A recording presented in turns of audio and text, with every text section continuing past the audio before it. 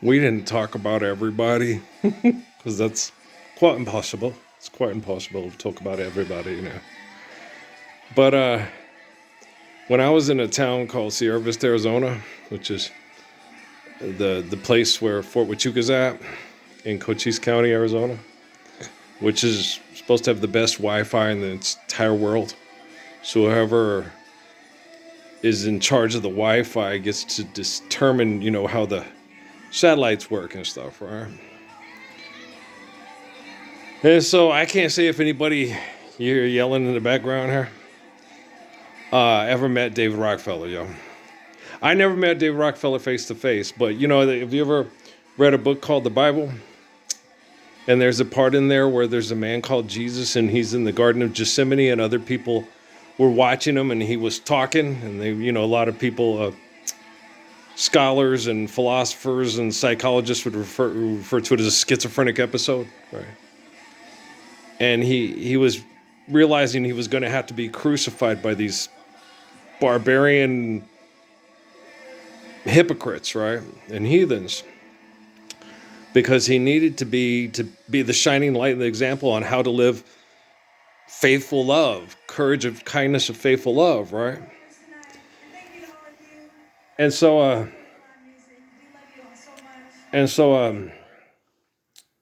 he it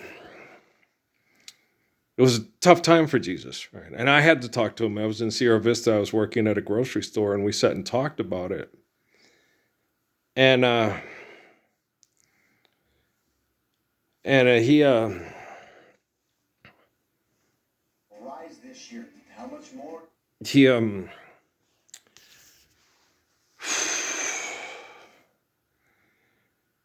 He asked me, well, wait a minute, he was in the Garden of Gethsemane. He's like, I'm going to leave. Should I stay or should I go? The same with that group, the Clash, right? And he was like, I'm going to leave. I'm just going to get up and I'm going to leave.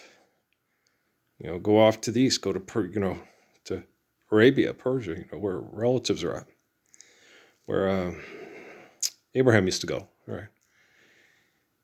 And there'd be more people that believe me there and less of a large group that will want to kill me to silence me. And it's like, you can't. And court rules against Paxton. I don't give a shit what these assholes are doing. But just watching the end of the football game, right? Chris Chambliss kid, every time they talked about him, I thought of the first baseman for the New York Knicks. Remember Chris Chambliss? Yeah. I don't know why. I guess I'm old, right? But I had to sit there and tell Jesus, no, you got to do it. It was a horrible conversation. You don't want to have that conversation. You don't want to have to sit there and be someone that's talking to Jesus and him asking you, what did I do wrong? I shouldn't have to be crucified. And you tell him, you have to. You're it. In order for me to be in the situation, to be here in Sierra Vista, to correct this technology, which I didn't know at the time. I just said, I'm the guy from the books and you're the guy I'm supposed to do, so you got to do it. It was horrible. And then later on, he talked to me.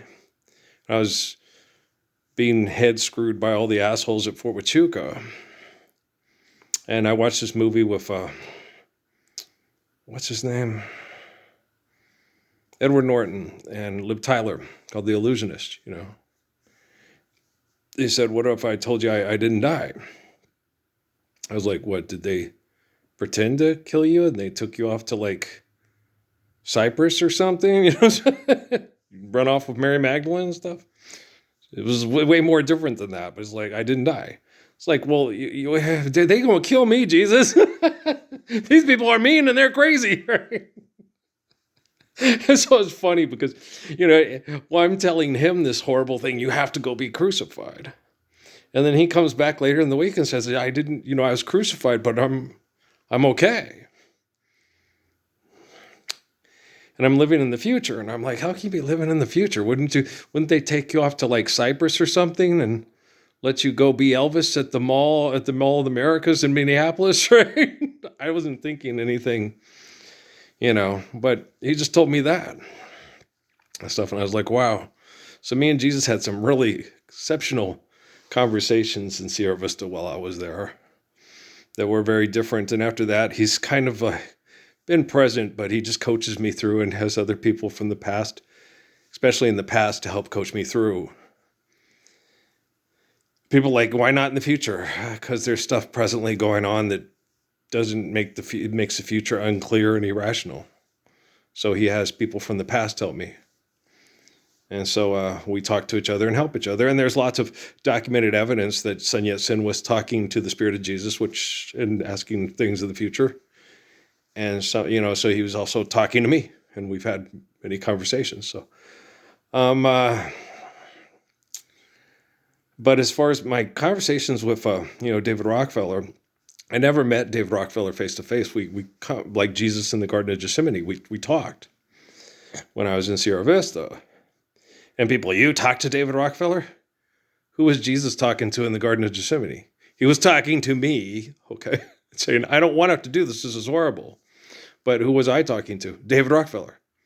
Okay. And the people at Fort Huachuca that were monitoring my conversations. Okay. You have to. Well, the devil requires it. Okay. So he's talking to me. I don't want to do it. I know, Jesus. They're insane, right? So it was pretty wacky. But one thing, I can't tell you if Brian Wilson's ever met David Rockefeller. Can't tell you if Cyndi Lauper has, if Elton John has. I can't tell you. We didn't talk about him. There were certain, he didn't like Charlton Heston. He hated self-righteous hypocrites. He hated self-righteous hypocrisy. He loathed it, okay?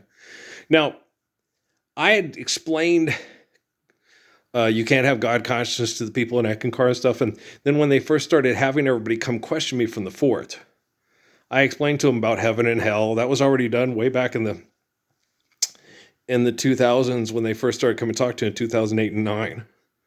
Heaven and hell are relative interactive states of being. Okay, they're what you do.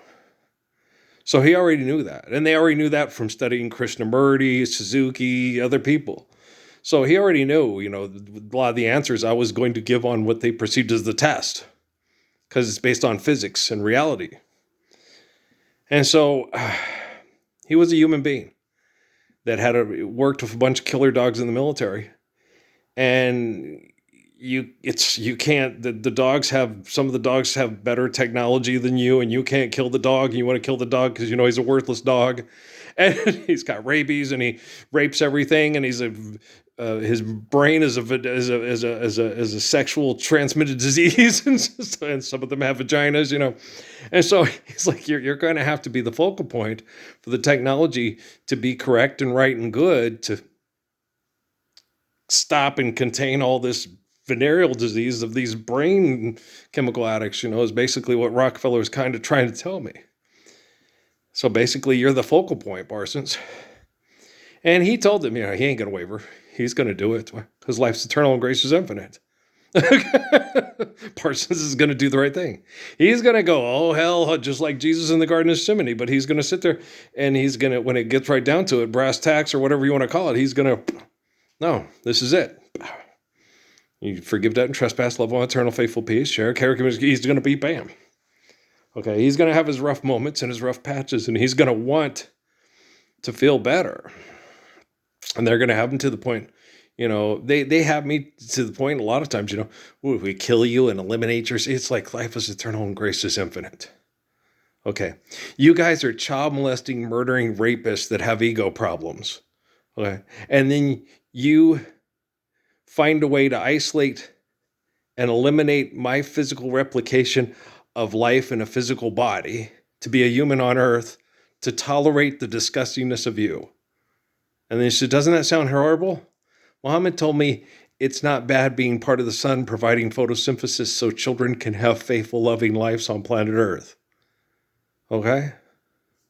So why do you think you're trying to Sun Tzu scare me? We'll rip your eyeballs out of your sockets and you won't have any memories. If I don't have to have any memories about assholes like you, that's not a bad thing, is it? Right? Okay.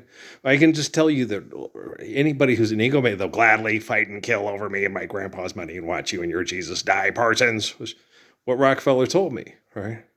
And I know Rockefeller set up the conditions since heaven and hell are relative active states of being. For you guys to stay in hell and linger in hell and have your pages written in hell till Parsons can get that technology to shut you the fuck down.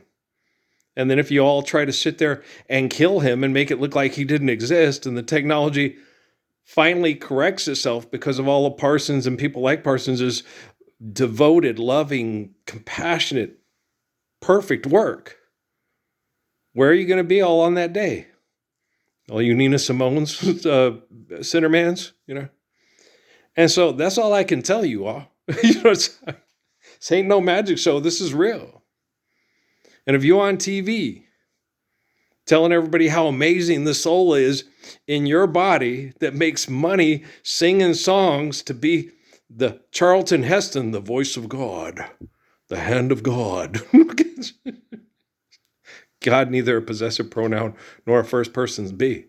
And if you sing songs about God for money, you are an NRA card waving, okay, kill all the faggot heterosexuals. How are you any different than they is? Jesus freaks out in the streets. The boulevard is not that bad, right? God Only Knows is probably one of my favorite Beach Boys songs. Yeah. That night on my senior frame, was it 1984? I think it was. Mike was there, but I don't think Brian was there. I think Brian, at that time, was like, that was when, you know, they came out, someday somebody's going to make you want to turn around and say goodbye. Till then, someday, don't you know, things will change to go your way. So hold on for one more day. I think he was having mental and emotional problems. I think Mike and the other, you know, it's the Kokomo era. And Kokomo. They sang all the, you know, Johnny B. Good songs. And we danced, but I don't hardly remember because I was so... They pumped No-Dos. They gave me some No-Dos and gave me caffeine, and I was so... I was dancing all over the place. It was funny. And Ray was mad at me because Kelly, the girl he wanted to be with, that was Mr. Marquise's girlfriend. Yeah, she showed interest in me. She was very interested in me. She said, "You're not intimidated sexually like the other kids are."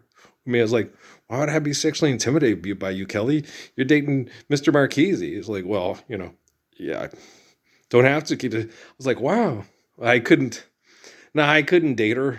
I couldn't try." Oh, she was hot. Yeah.